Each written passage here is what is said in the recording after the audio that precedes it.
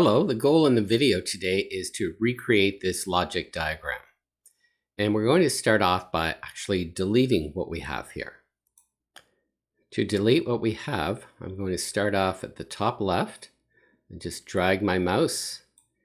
And then everything is highlighted and selected, and then I press the delete key. All right, now I'm going to be able to start from scratch. So the first thing I need to do is to bring up some parts on the page. So to do that, I'm going to go to Place Basic. And the first thing I want to put is a switch on the page. And it's actually this model here, DSWPK4. And then I can just double click. And I'm going to put it about here on the page. And then when you want to stop, you can press close or you can press escape. The next thing I want to put on the page is an LED bar graph. So again, I come up here, Place Basic, and we're going to look for, actually it's in a different window. We're going to come over here, Place Diode, because an LED is a form of diode. And so we go over to LED, and we're going to look for bar LED yellow 4. It's this one. Put it on the page. Then I'm going to actually start putting some of the gates, and then we're going to use LS series of gates. So I do that by coming over to where it says TTL, place TTL, and here I can select the family. So it's LS, and I'm going to start off with 3 inverters, which are LS04s. Click OK, and each of those inverters has 6 components or 6 inverters within it. So I'm going to start off by choosing the first and put it somewhere here. I may move things around afterwards, and it's going to be labeled U1. So I've already used up the first gate. The second is B, and the third is C. And you'll notice that they have pin numbers on them already. Okay, and then I'm going to select 3 different gates that we're going to test. The first one is a 74LS32. I believe that's way down on the list here. It's in order 74LS32N. So that's the one I'm going to choose. And I'm going to use the first gate. I'm going to place it approximately there. Cancel to stop that. And then I want to use a 7408, which is an AND gate, and we want the N version, so 74LS08 right here. Double click, select the A device, and then the last one is going to be 74LS86. It's probably further down on the list because it's alphabetical. And here it is here. This is an exclusive OR.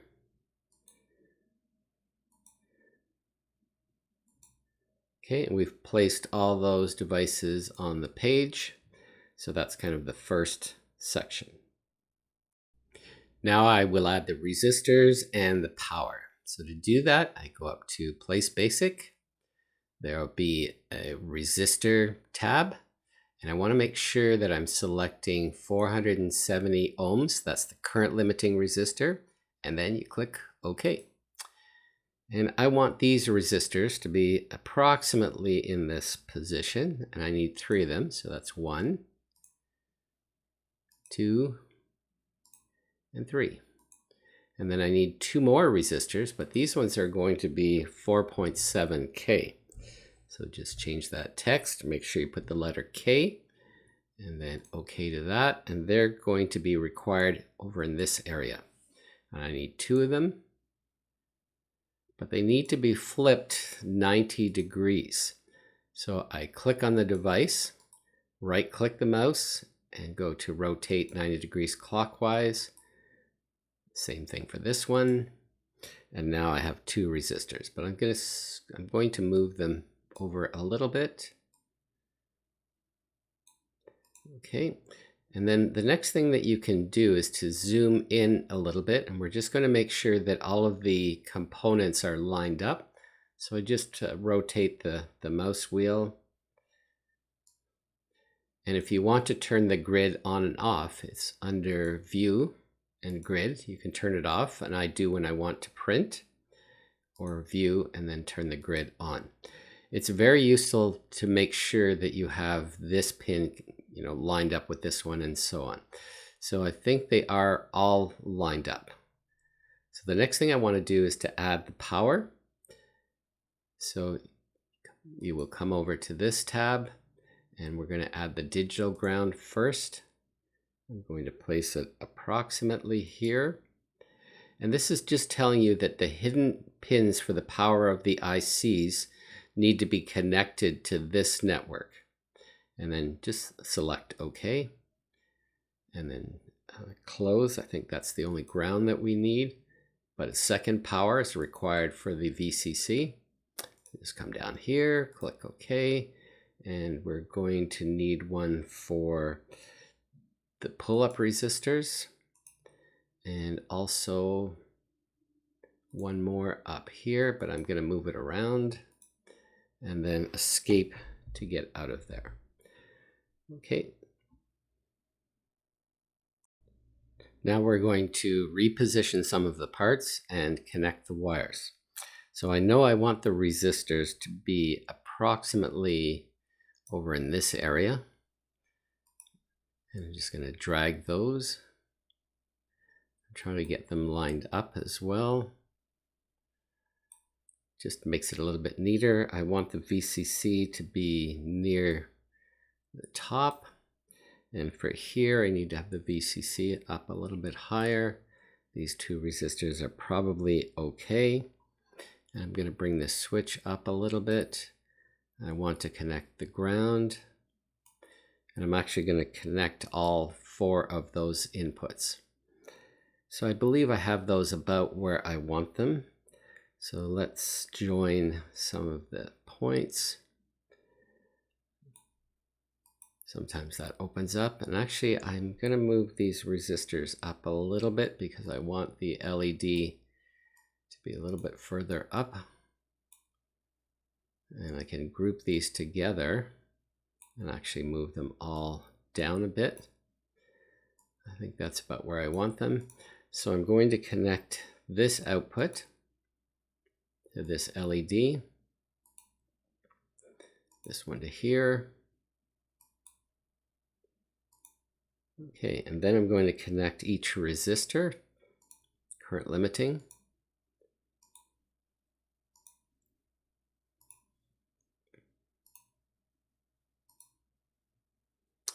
And then I want to connect the VCC, so I need to move this up just a bit. And I'll start off by connecting this one to the VCC, and then just come across. The next step is to reconnect these wires, or connect them. Okay, and then I want to connect each of these inputs to the pull-up resistors, but I'm going to connect the pull-up resistor to the power first, this one to here, and then we're going to connect all of the bottom resistors. We're going to connect these to the bottom of the gates. So that one, this one, and then this one over to here. So I think I've got all that wired. Now I need to add in the pull-up resistors, or sorry, the switch, which will go to ground. I think I have that okay, and I think it's important to connect all of the switches to ground. I believe you will get an error if you don't. So that's one of them, 2. There we go. And we're only using 2 of these switches, so I'm going to connect this first one over to here. Second one. Oh, almost put it in the wrong place, but I have it there. So I'm just going to double check that the bottom input of all of these gates goes to R4, does. And then the top is going to go to R5. So I'm going to join this one to that, and then this one to that one. So I believe I have all of my wiring connections the way I want it.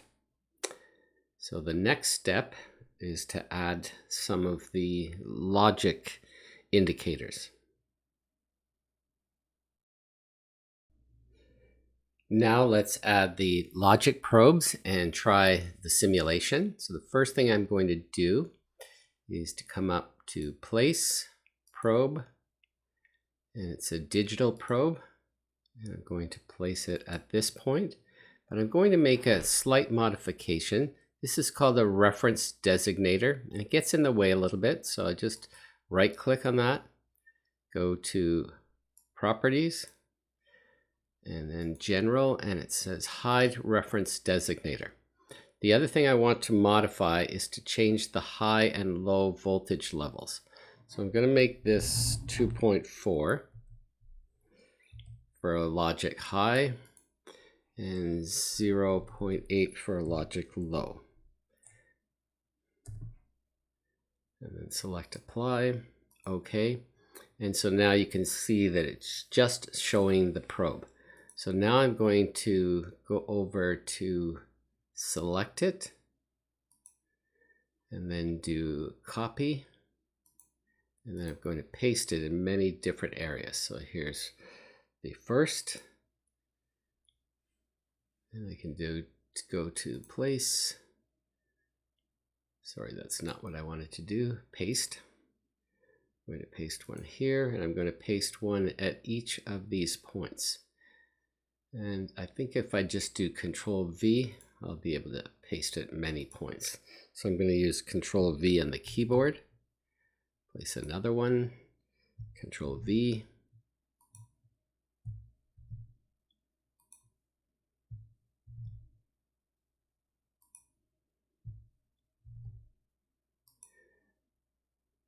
So I think I have them where I want. And now to simulate things, you come up to this area, click on the Run button, and then you can do two things. You can just manually click on these switches, and you'll notice that when the black segment is down, it's giving me a logic 0. When it's up, it's giving me a logic 1. Now you can do the same thing by pressing keys on the keyboard. So the number 4, so I'm pressing the 4 key, that toggles that switch, the 3, the 2, and the 1. So it's toggling all the switches that I expect. And I'm also going to turn off, so you go to View, turn off the grid, it just looks a little bit better. And let's test out each of these gates. So I'm putting a logic 0 for all of those gates input. So 2 lows for an OR give me a low, 2 lows for an AND gate give me a 0, and these are not different, so I get 0. So let's just try putting this switch to a high. For an OR, I get a high. For an AND, these all have to be true. They're not, so I get a low. And this is different between pins 1 and 2, so I get a high. Now let's try with this. OR is still true. The exclusive OR is still true, but the AND is not true. And you can see the lights come on here to indicate that these are true. And I've used an inverter so that a true here lights up the LED and a false turns off the LED. Now if I want to put both of these at a high, now my AND gate has all of the inputs at a high, so the output goes high, and I have a high for the OR gate and the AND gate, but not the exclusive OR because the pins are not different. Let's add some text to our capture. So to do that, there is a Place Text button. And I'm just going to put a note here that R4 and R5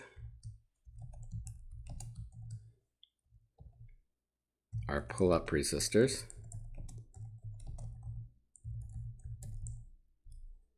And they're used to prevent a floating condition.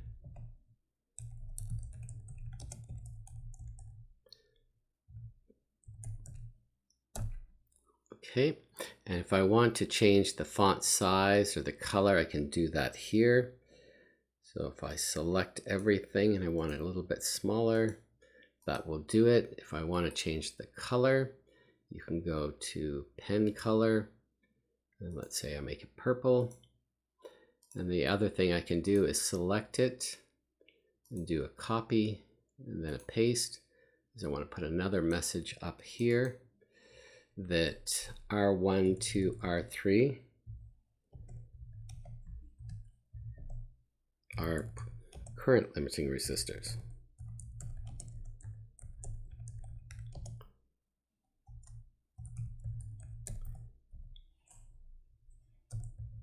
Okay, and they limit the amount of current flowing through the LED. So I'm just going to move this over. And the next thing I'm going to do is to add a current probe and a voltage probe. So to do that, I can come over to Place, Probe, and we'll add a voltage probe right at this point. And we're also going to add a current probe. So Place, Probe, current. And the reference designators get in the way for these probes. So I can come over to Properties and go to Hide Reference Designator. And I could have done it for both by selecting both at the same time. But here, again, I hide the reference designator. And I also just want to see the DC current for this. So I go to Properties. And I think it's under Appearance or no, General. No, sorry, it's in Parameters. I'm going to do Custom Parameters. And I can click this to show all or click it to show none of them, but I only want DC current. So once you've done that, you can say OK. And I'm going to do the same thing here, Properties and Custom. Select No, and then we just want DC volts here. Okay, so that will show us the voltage and the current flowing through the LED and the voltage here on the LED. So run the simulation. And for that particular LED, it's not on right now, so let's make it come on. And there we go. And it shows you that we have about 6.87 milliamps of current, and the voltage across the LED is 1.7. I can stop this and copy this probe, and let's paste it at the output of one of the outputs. Right there. Run it again. So you can see when this output is at 0 volts, the voltage across the LED is 1.77, and the amount of current flowing through it is 6.87. I'm going to add another section here, and I think I fixed a spelling mistake.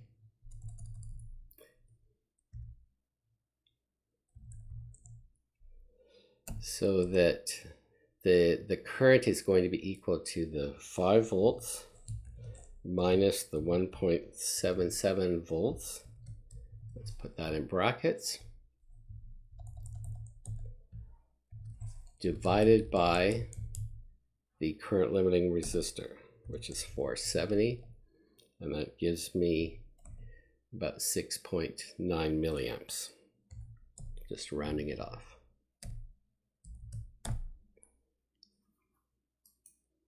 Okay, let's simulate it one more time. And let's just try every possible configuration. So both low. So the OR gate doesn't have any of the inputs at a high. Not all of these inputs are high, and these two inputs are not different. So all of the LEDs go off. So let's start off with a 1, causes the exclusive OR to go true and the OR gate to go true. If I flip these two, pretty much the same thing. These are different, and this has one of the inputs high. And then if we go to a 3, both high, this is true, but this is false because they're not different. Okay, so I hope that helps to understand how you create and test a basic simple logic circuit. Thank you.